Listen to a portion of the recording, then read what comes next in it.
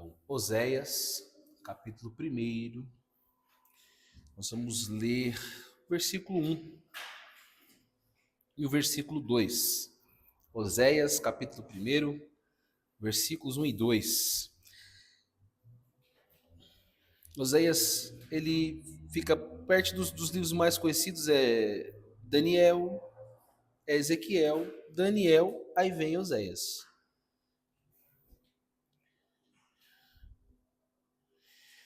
A palavra do Senhor veio ao profeta Oséias, filho de Beeri, nos dias de Uzias, Jotão, Acás, Ezequias, rei de Judá, e nos dias de Jeroboão, filho de Joás, rei de Israel.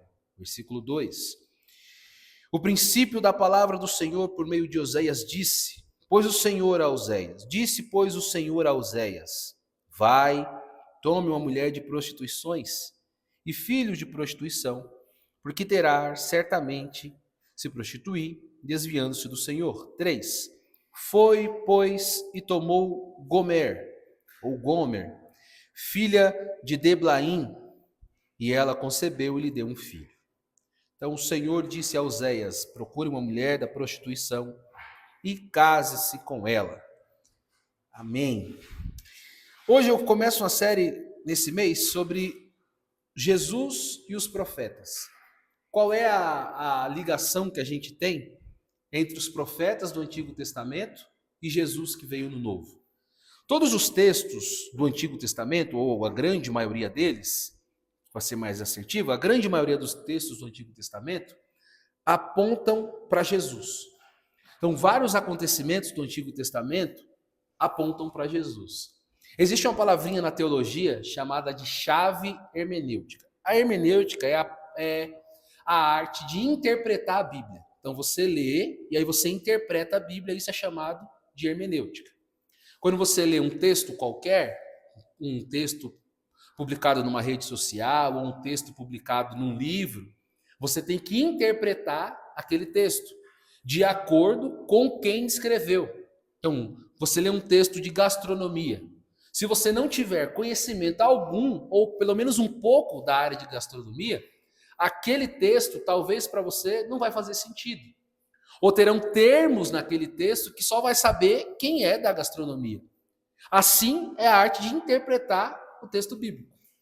Existem passagens no texto que, se você não tiver o mínimo de conhecimento dele, de quem escreveu, por que escreveu e para quem escreveu, a gente vai ficar perdido.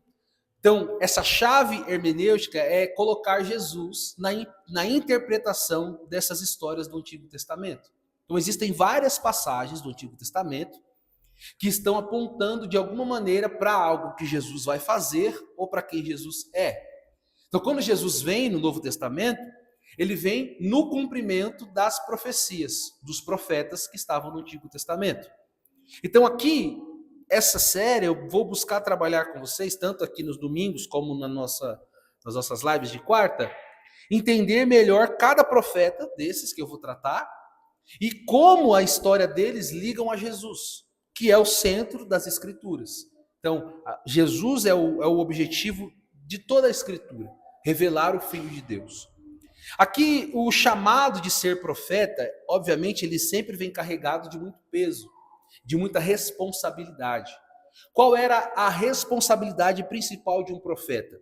O profeta era aquele que ouvia a voz de Deus, ou que Deus queria falar, e ele transmitia ela para o povo. E essas palavras dos profetas, se você ler, obviamente no decorrer do mês, a gente vai caminhar com profetas, e a gente vai ver que a fala desses profetas eram falas muito difíceis dos homens assimilar, eram palavras sempre requerendo do povo conserto, colocando o povo de volta na direção, no eixo. Então, ser profeta, ele falava aquilo que as pessoas às vezes viam e não queriam falar. E ser profeta também era falar aquilo que Deus via acerca do seu povo. Então existia a ótica do povo sobre eles, só que tinha a ótica de Deus sobre eles. É igual nós. Nós temos a nossa visão sobre a gente, sobre a nossa vida, sobre como caminhamos. Só que Deus tem uma visão sobre nós. Então, como Deus nos enxerga?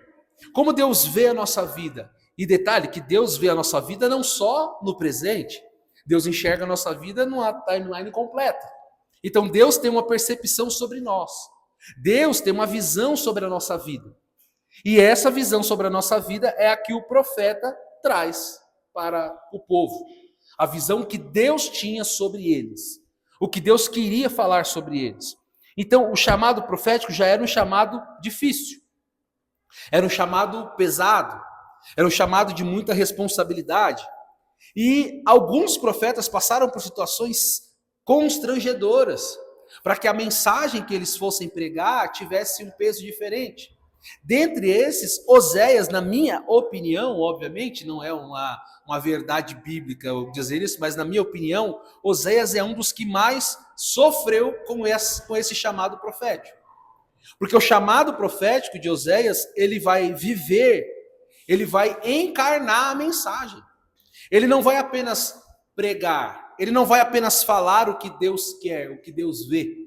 Mas Oséias, ele vai viver a mensagem, literalmente. Ele vai literalmente mesmo, na palavra literal mesmo.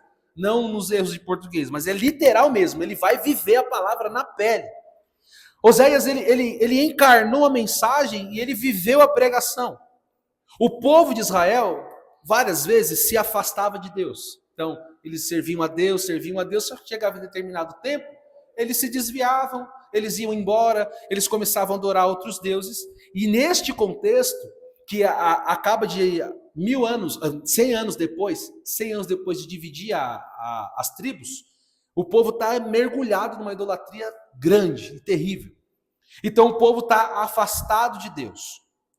E Deus vai usar o profeta para pregar uma mensagem que primeiramente não terão palavras. A mensagem que Oséias vai pregar primeiro é uma mensagem silenciosa. Ele vai pregar com a sua vida. Ele vai pregar sem falar nada. E essa mensagem, ela vai chegar a esse povo de uma maneira extrema, no auge, assim, no limite. E Oséias foi escolhido por Deus para essa mensagem. Oséias foi escolhido por Deus para ser o portador dessa mensagem.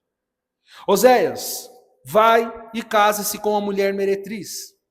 E tenha filhos, obviamente. E aqui começa já uma das histórias mais difíceis de entender ou até de aceitar. Porque isso implica Deus sequestrar o direito de Oséias de escolher uma esposa. Deus tirou de Oséias o direito dele escolher com quem ele casaria. Deus disse para ele, vai e escolha uma mulher meretriz. Obviamente, Deus não deu o nome da pessoa, mas disse que ela tinha que ser meretriz. Vai escolher uma dessas para você casar. Então começa aqui já um primeiro problema. Deus sequestra o direito de escolha de Oséias. E isso já faz pensar o quanto nós estamos dispostos a renunciar e entregar para viver uma vontade de Deus. No caso de Oséias, ele abriu mão da escolha. Ele foi fazer o que Deus mandou ele fazer. E era uma escolha difícil. Era uma escolha de vida, porque quando vai se crescendo, vai se tornando homem, vai, obviamente, pensando em constituir uma família, em escolher uma esposa, e aí você começa a procurar alguém, você começa a ter critérios para escolher alguém, você não sai com o olho fechado escolhendo alguém para casar, é mais difícil do que isso. Só que Oséias, ele entregou nas mãos de Deus essa escolha, ou seja, Deus falou para ele, você pode escolher uma mulher, mas eu vou dar uma característica que não pode faltar, ela tem que ser meretriz, e aí começa um problema. Porque Oséias, ele assume um papel real. Oséias aqui, ele vai fazer um papel que é o de Jesus, que é o de Deus, como esposo. Por várias vezes Israel é apresentado como a esposa e Deus como o esposo. E aqui Oséias, ele vai viver na prática esse papel. Ele vai ser Deus para o povo, ou seja, o povo vai olhar para ele e vai ver que ele é Deus. E aqui Deus começa a montar um cenário. E esse cenário está Oséias e a esposa que ele escolhe de nome Gomer. Então Deus está começando a montar um cenário. Oséias até então ele não tem profetizado, ele está construindo a mensagem.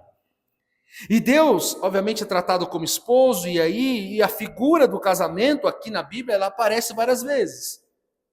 Ele é usada para falar sobre alianças, O casamento tem características e situações que ajudam muita gente a entender a relação de Deus com a criatura, o Deus com o seu povo, com a sua igreja. Requer fidelidade, cumplicidade, envolvimento profundo em intimidade, parceria, confiança. Tudo isso faz parte da base de um casamento. E é o que Deus está usando para falar com o seu povo. As mesmas exigências de um casamento, essa fidelidade, cumplicidade, envolvimento, parceria, confiança, tudo isso faz parte da minha relação com vocês. Então Deus quer a mesma confiança, a mesma fidelidade, a mesma parceria. Dividir a vida do lado de alguém que se ama, ou seja, Deus está falando, eu quero que vocês dividam a vida comigo até a morte. Até que a morte os separe. Então a figura do casamento é Deus dizendo, ó, assim como é o casamento, assim seremos nós. Deus e o povo. E aí Deus apresenta esse relacionamento com Israel e, obviamente, como todo casamento, tem alguns problemas, tem algumas dificuldades. Só que nesse caso de Deus e o seu povo, o problema não está em Deus, em si no povo. Obviamente que num casamento nós temos o famoso 50-50, porque senão não tem como a gente conseguir estar casado se a gente tiver só um lado pendendo a balança. Só que aqui o povo de Israel, eles começaram a cometer algumas coisas que Deus não queria. Existia um problema em Israel. E Oséias vai dizer que o que estava fazendo Israel começar a sua destruição, ou o caminho da sua derrocada, era a falta de conhecimento. Um versículo conhecido que é: o meu povo perece por falta de conhecimento. Então, faltava a Israel conhecer a Deus. Eles não conheciam a Deus da maneira que deveria. Você desconhecer a pessoa com que você está casado é um grande problema. E aqui Israel não conhecia a Deus. Eles não conheciam quem era Deus e aí Deus chama Oséias para que ele comece essa grande missão, árdua e pesada, de mostrar para o povo o que estava acontecendo.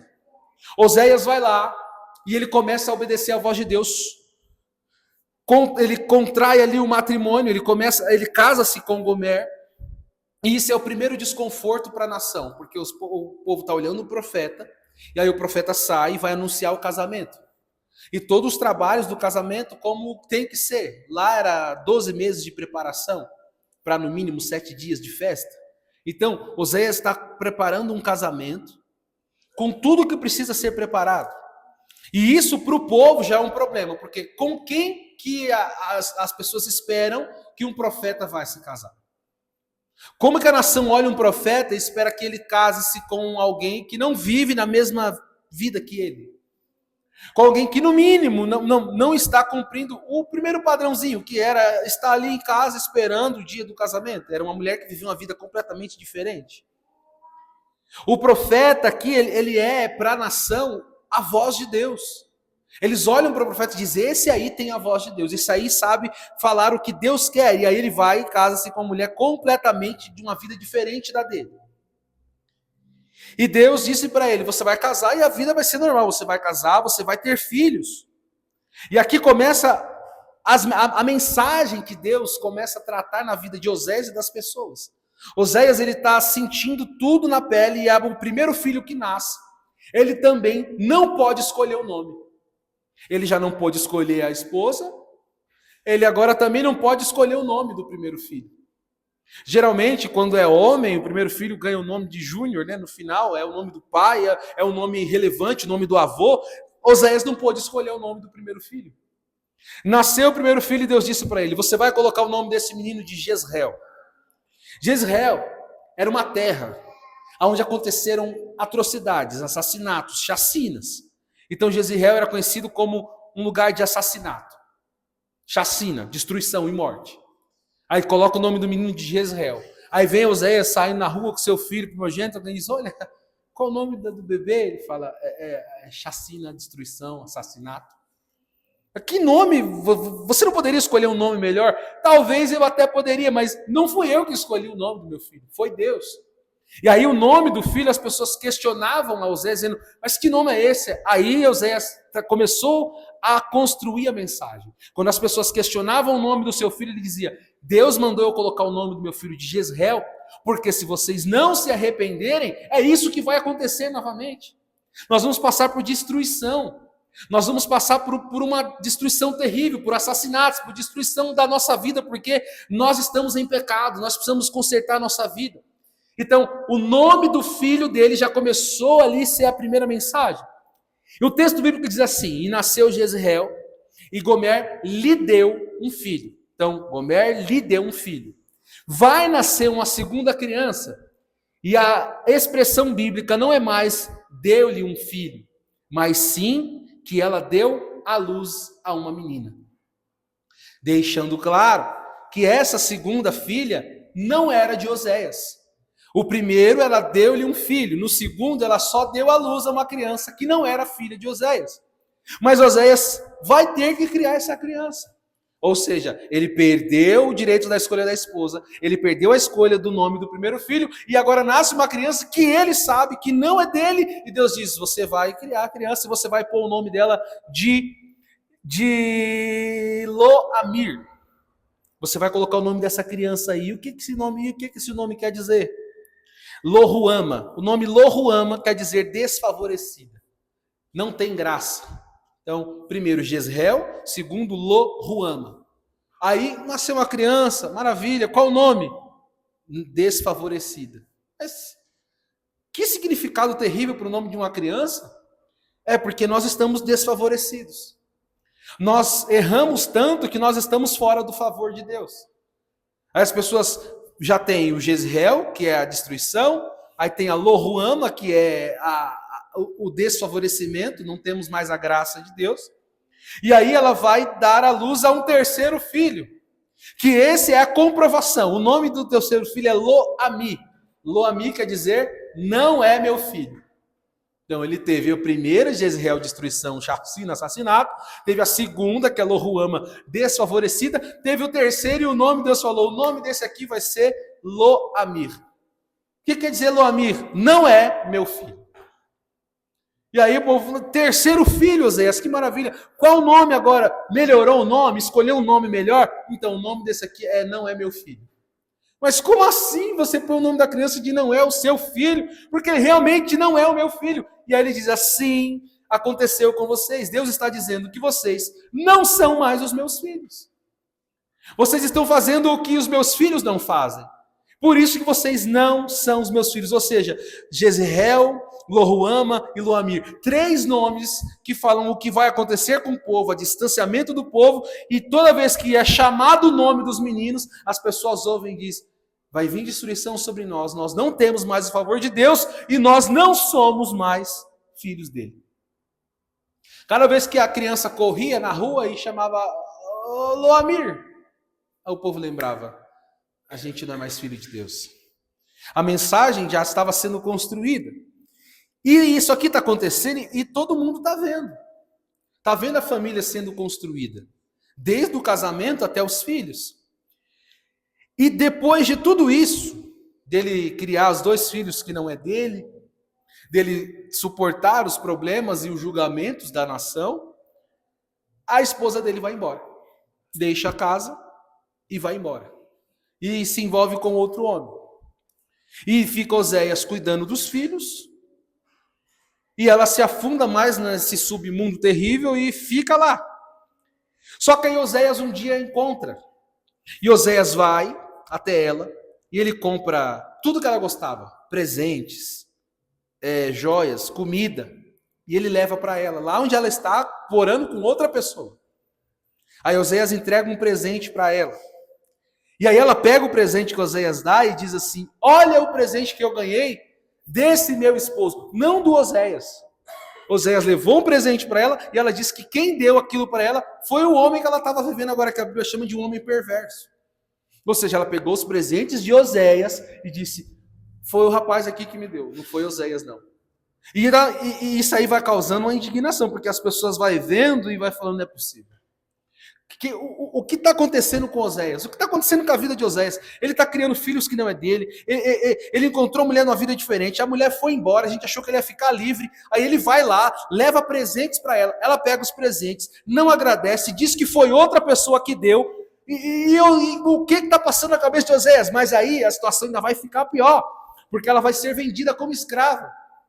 Ela foi morar com um homem terrível e cruel, e agora ela está à venda para ser uma escrava. E aí vai ter um grande problema, porque quem é que vai comprar Gomer de volta?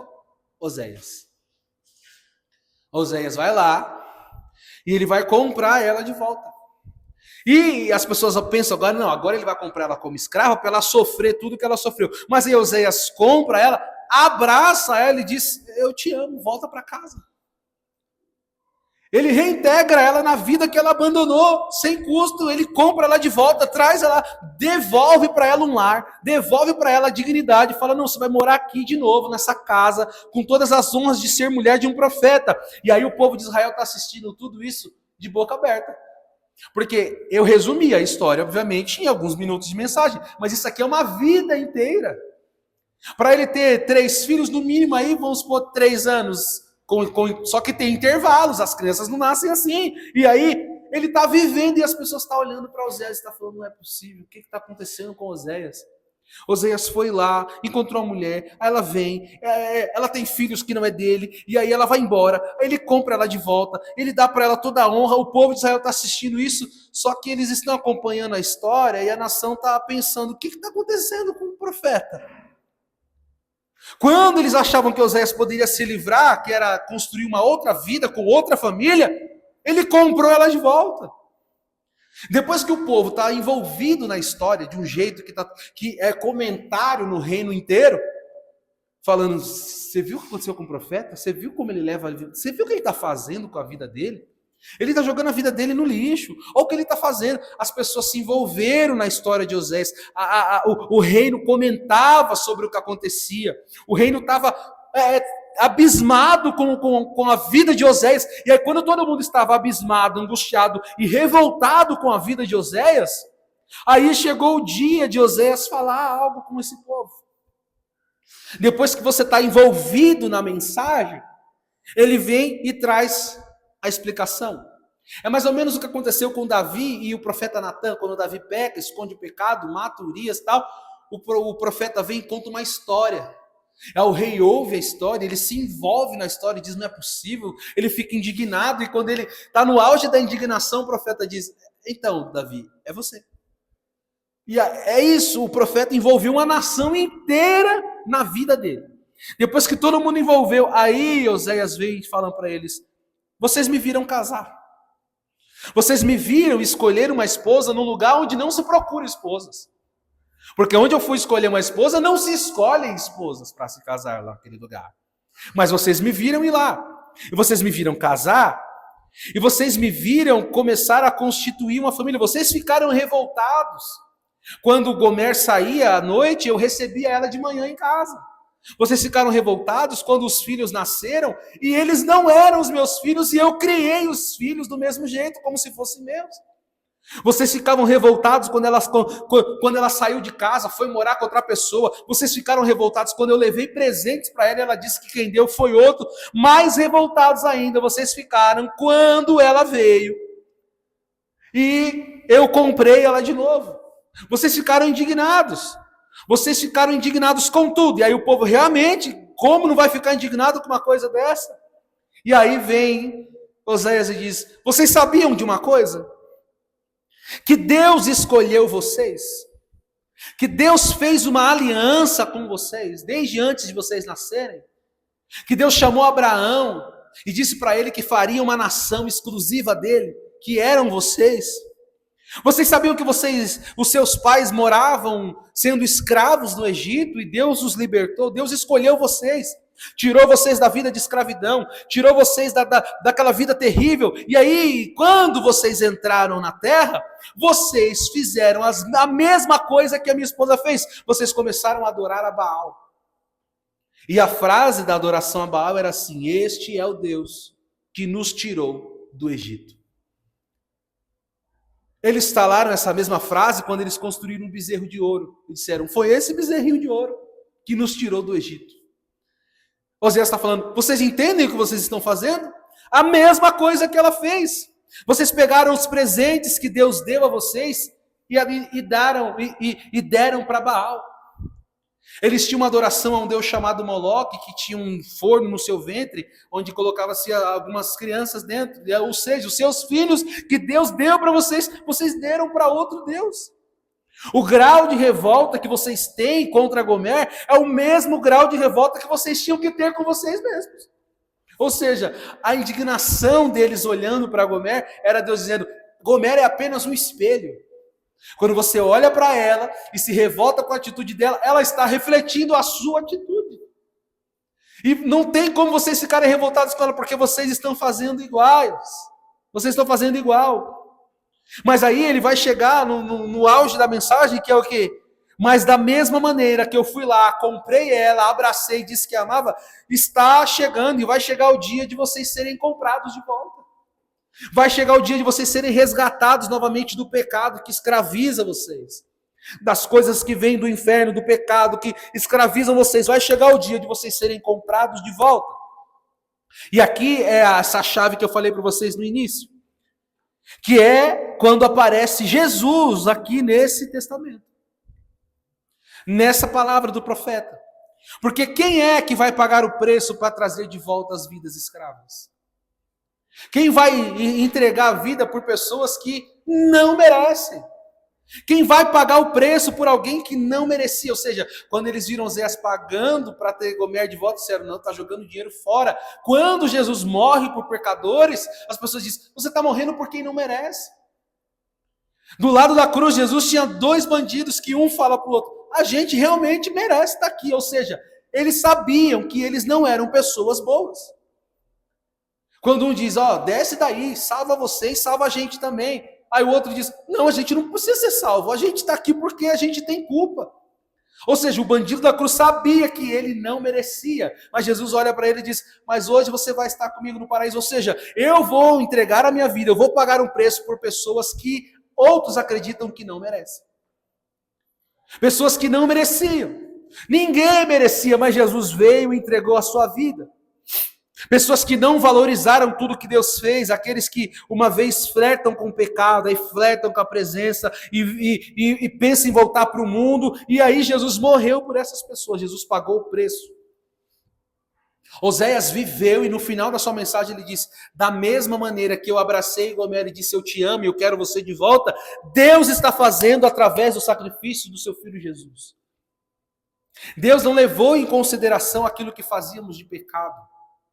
Obviamente que o pecado ele é escalonado, então existem pessoas que foram até no final e outros que cometeram menos. Eu nunca matei ninguém, eu nunca fiz coisas gravíssimas, mas o pecado, ele é pecado mesmo. Se você fez algo grave, as consequências obviamente serão maiores, mas pecado é pecado.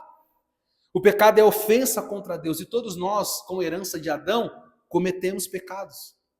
Rejeitamos a Jesus. Rejeitamos a Deus. E aí, qual é a mensagem de Oséias? Oséias está dizendo: vai vir um que vai comprá-los de volta. Vai comprar vocês de volta. E ele vai comprar vocês de volta porque o Pai dele os ama. Jesus quer vocês de volta, Deus quer vocês de volta, e apesar das nossas más escolhas, Deus nos quis de volta. Apesar dos nossos seguidos erros e pecados, Deus olhou para nós do jeito que somos e disse: eu vou entregar meu filho por você.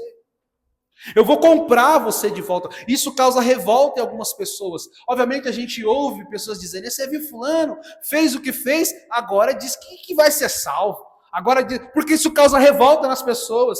Isso causa revolta até em mim mesmo. Isso causa constrangimento em mim. Porque apesar de quem eu sou, apesar da minha vida, Deus entregou o seu filho por mim. Eu não entregaria o meu filho por algumas pessoas. Eu não entregaria meu filho por mim mesmo. Mas Jesus entregou o filho dele por pessoas que não mereciam. E Oséias teve que viver na pele até no final e dizer: mas vai chegar o dia de vocês serem comprados de volta e o pecado vai perder a força sobre vocês, a escravidão vai acabar e vocês vão viver novamente com Deus. Deus olhou para vocês e disse: eu vou entregar meu filho porque eu quero vocês de volta.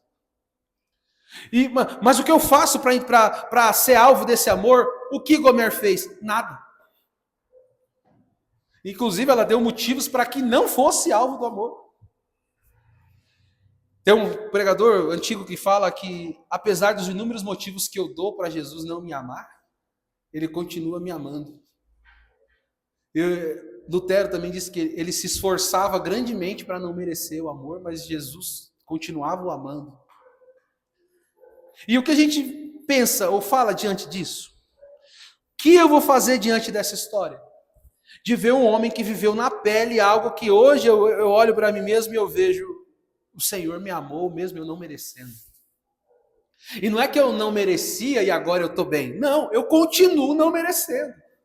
Ah, não, mas antes eu não merecia mesmo, agora já estou tranquilo. Não, agora, eu vivo problemas com pecado ainda hoje. A gente vive problemas com pecado ainda hoje. A gente tenta acertar ainda hoje.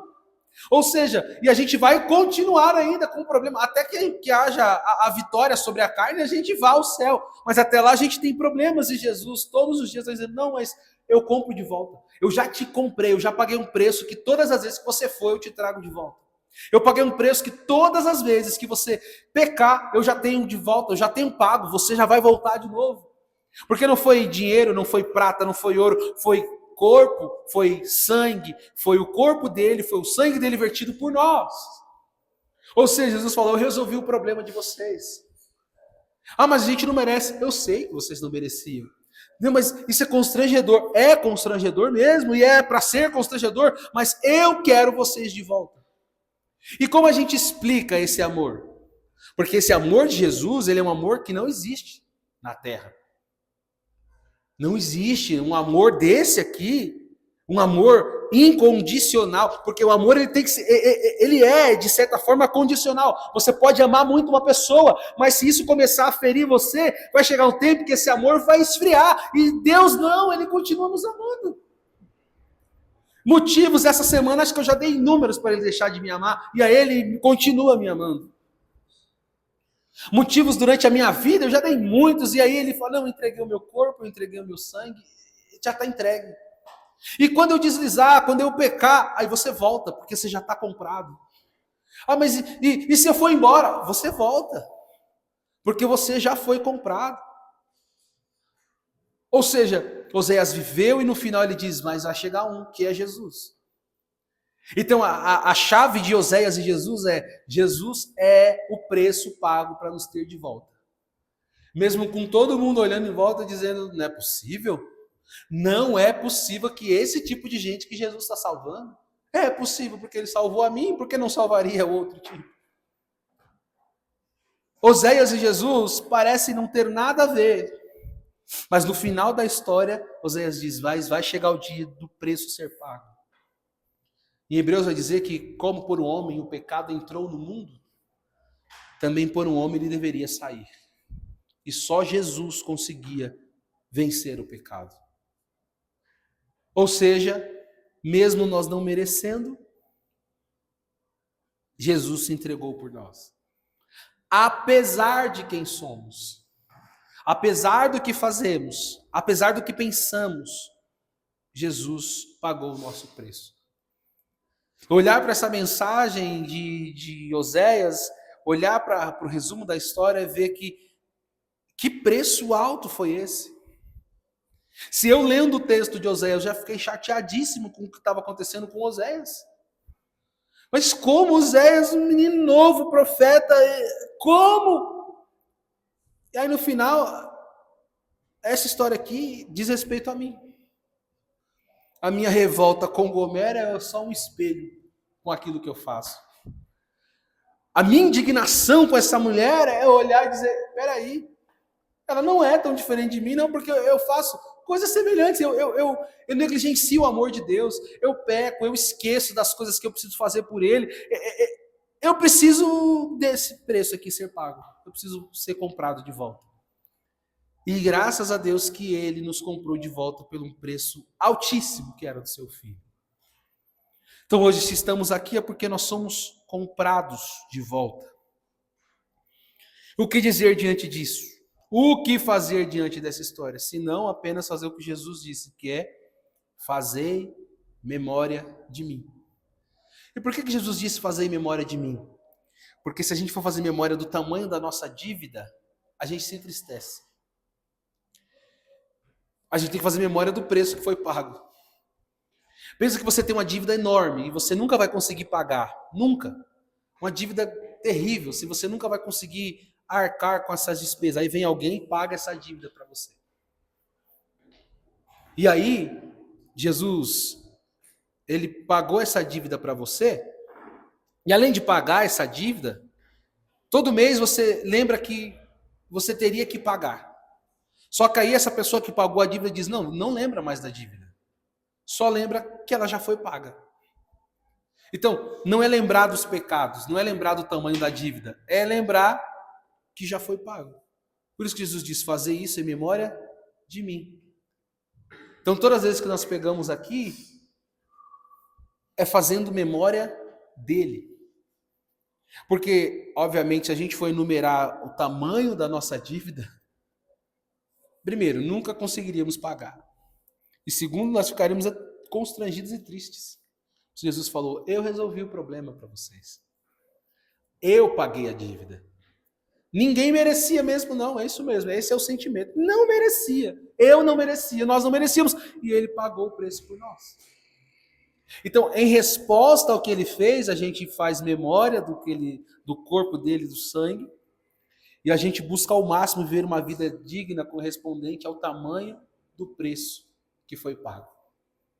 Um preço de sangue. Um preço de uma vida inocente. Porque o que agrava mais é que Jesus era inocente. O que deixa mais grave a situação é que Jesus não tinha pecado. O que agrava mais a dívida é que ele não tinha nada a ver com o nosso problema, mas ele foi lá e se entregou por nós. Então hoje, quando formos fazer memória do sangue de Jesus, quando formos fazer memória do corpo dele, a gente vai lembrar que uma dívida enorme foi paga. Isso que nós vamos fazer neste momento, vamos cantar e fazer memória mais uma vez do sacrifício de Jesus. Fazer memória do que ele fez por nós. Fazer memória do tamanho da dívida que ele pagou. Fazer memória do sacrifício dele. E a gente não tem como cantar outro hino, senão nada além do sangue. Por conta do sangue que nos perdoou. O sangue que nos purificou. O sangue que nos deu acesso novamente.